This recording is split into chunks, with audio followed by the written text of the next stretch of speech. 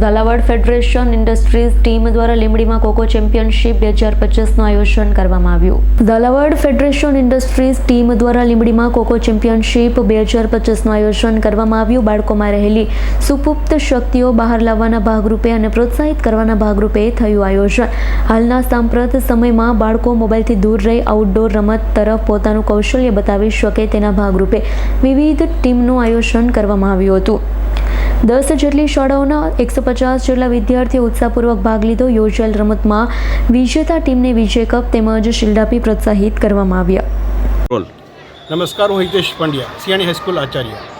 લીંબડી ખાતે ઝાલાવાડ ફેડરેશન તરફથી સુંદર મજાનું આંતરશાળા એટલે કે 6 થી 14 વર્ષના બાળકો છે એની ખોખોની સ્પર્ધાનું આયોજન કરવામાં આવ્યું હતું અને આની અંદર કુલ 10 ટીમો એટલે 120 વિદ્યાર્થીઓએ ભાગ લીધો હતો. આ તમામ વિદ્યાર્થીઓ ઉત્સાહભેર ભાગ લીધો. સ્પોર્ટ્સ ઓથોરિટી લીંબડી તરફથી ખૂબ સરસ સુવિધા મળી હતી. ઝાલાવાડ ફેડરેશનમાં પહેલું પગલું હતું અને પહેલું સફળતા સાથેનું પગલું હતું.